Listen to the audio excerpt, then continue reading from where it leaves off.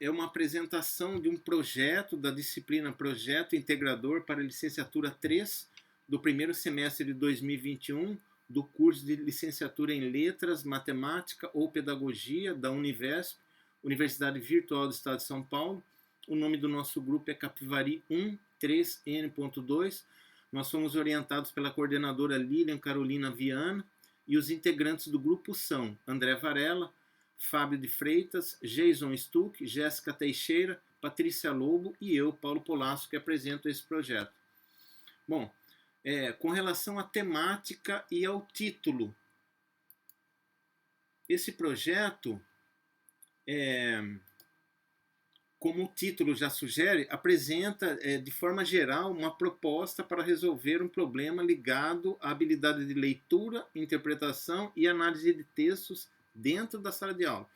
A frase entre aspas é um trocadilho retirado do mito de Édipo, né?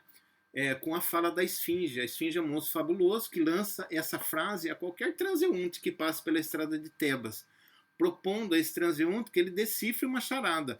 Ela lança uma charada à pessoa e se a pessoa não decifra a charada, ela devora a pessoa. Com isso, nós queremos dizer ao aluno que se ele não possuir um nível de letramento que o permita ler, interpretar e analisar textos em geral, ele também está condenado a ser devorado pelo sistema, assim como a esfinge devorava as pessoas. Com relação ao problema. Bom, o problema, por nós trabalhado, ele está ligado a uma defasagem de aprendizagem de um grupo de alunos do 6º ano do ensino fundamental da Escola Estadual Professora Genia Prilante, do município de Rafar, de São Paulo. Como que nós chegamos a esse problema?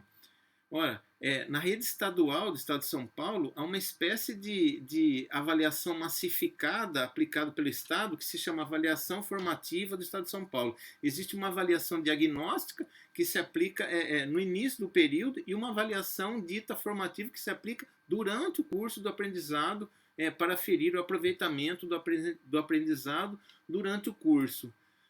Essa avaliação que é realizada através de um caderno de questões aplicado aos alunos e em seguida faz uma tabulação de resultados e seus dados vão para uma plataforma de análise dos dados colhidos e através dessas análises eles são capazes de dizer assim, cirurgicamente em quais habilidades os alunos precisam de intervenção para a correção do aprendizado, posto que cada uma das questões postas é uma questão montada tendo em vista uma habilidade específica da BNCC. Então, por exemplo, em nosso caso, existe uma questão aplicada lá para as turmas do 6º ano do ensino fundamental que afere uma habilidade específica listada na BNCC.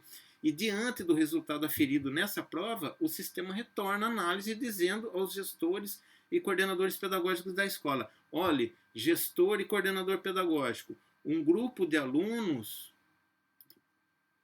está precisando de uma intervenção nessa habilidade específica. Então você, escola, deve montar uma estratégia, um plano para sanar essa deficiência, para resolver esse problema. Muito bem. Então, vamos ao problema. Em nosso caso, o problema detectado está relacionado à seguinte habilidade, né? É uma habilidade, ela tem um código, uma habilidade da BNCC, EF35LP29, cuja descrição é essa: identificar em narrativas, cenário, personagem central, conflito gerador, resolução e o ponto de vista com base no qual histórias são narradas, diferenciando narrativas em primeira e terceira pessoas. E os resultados da aplicação dessa questão são esses que estão em círculo vermelho aqui. E as 4 salas, na sala A 56%, na B 66%, na C 48%, na D 47%, do 6º ano do ensino fundamental da avaliação formativa do Estado de São Paulo na prova de português aplicada no 3º bimestre de 2020 na escola Professor Genia Prilante de Rafar. Isso nós levantamos com uma pesquisa junto com a coordenadora pedagógica da escola, que nos acompanhou e nos orientou durante o procedimento de consulta a tais dados na plataforma privativa da escola.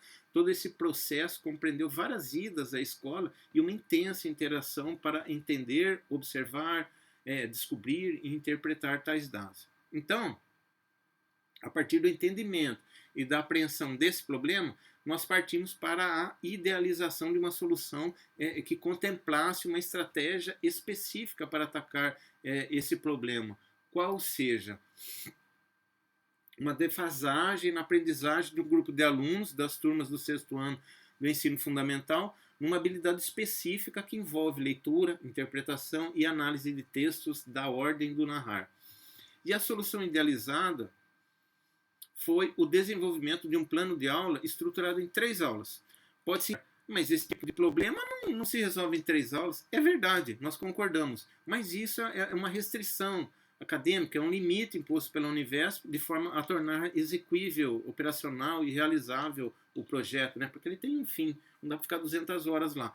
Então, diante dessa ideação, nós partimos para a prototipagem do projeto, que foi montar o referido plano de aula, cujo intento era buscar a superação dessa defasagem de aprendizagem.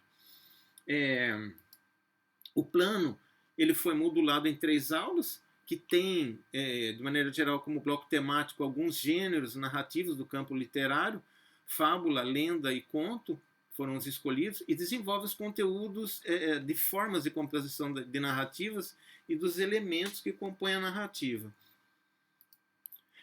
Uma aula, né, nós utilizamos para trabalhar as fábulas de Esopo, uma outra aula para trabalhar uma lenda retirada de um livro de magia, do livro de Ítalo Calvino, livro 6 Propostas para o Próximo Milênio, e uma aula para se dedicar a um conto do Alcântara Machado, um conto cheio de ironia e cenas engraçadas, que apresenta um enredo parecido com os famosos quebra-quebras de ônibus por revolta da população.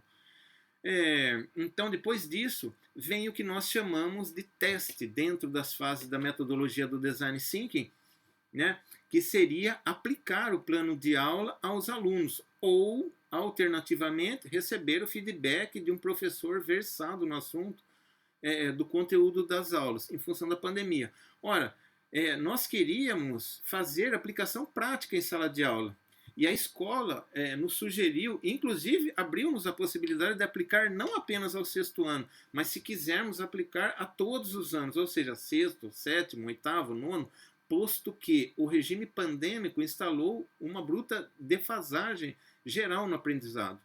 No entanto, nesse mês, aqui em nossa cidade, Rafar, estado de São Paulo, foi baixado um decreto municipal. Não só pelo decreto, o decreto 40/2021, que estatuiu o regime de lockdown entre os dias 11 e 30 de junho. Que, além disso, o prefeito, preocupado com a mortandade, foi uma coisa patética. Isso é uma cidadezinha com menos de 10 mil habitantes. Ele foi a público, na rádio e jornal, suplicar para que as pessoas evitem sair de casa. Né? Aqui nunca morre gente, está morrendo todo dia. Ora, a escola onde aplicaríamos o projeto, ela já estava vazia. E com isso ela se tornou praticamente deserta de alunos. Né? Houve dias em que não tinha meia dúzia de alunos, não é nas salas não, é na escola inteira.